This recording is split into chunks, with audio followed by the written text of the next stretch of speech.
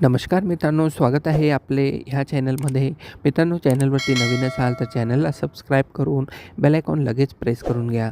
मित्रांनो, आज आपण जाणून घेणार आहोत तुळशीच्या औषधीय गुणाबद्दल काही थोडीशी आणि आवश्यक माहिती.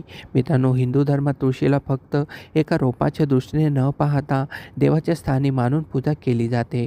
तुळशीच्या घरात असल्याने फक्त सकारात्मक ऊर्जाच प्राप्त होत नाही, तर बऱ्याच आजारापासून देखील आपल्याला सुटका मिळत असते.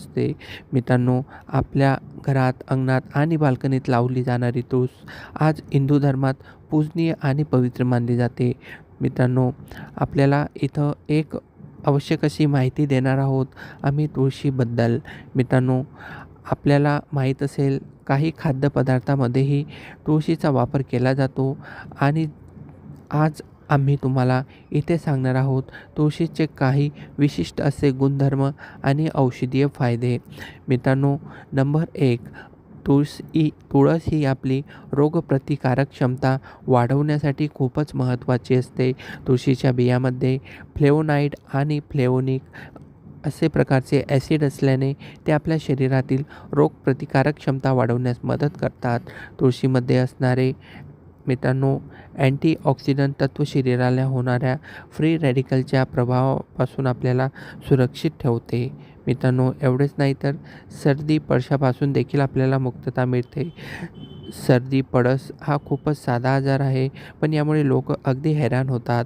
पण तुळशीच्या मदतीने तुम्ही सर्दी पडशाला बरं करण्यासोबतच त्यापासून कायमची सुटका देखील मिळू शकता. मित्रांनो, तुळशीची पाने आणि जे तुळशीच्या बिया असतात ते तुम्ही चहामध्ये खावीत. याच्याने तुमचं सर्दी पडसं खूपच कमी वेळात गायब होत असतं. मित्रांनो, डोकेदुखी होत असेल, ताणतणाव वाढला असेल तर अशा वेळेस मित्रांनो तुम्ही देखील जे आपली तुळस असते तिची पाने असतात ती पाने तुम्ही कच्ची खाऊ शकतात किंवा तिला तुम्ही चहामध्ये टाकून ती चहा पिल्याने तुमचे डोकेदुखी देखील थांबते. मित्रांनो, ही माहिती आवडल्यास चॅनलला नक्की सबस्क्राईब करा आणि बेल आयकॉन प्रेस करा. व्हिडिओला शेअर करा. धन्यवाद.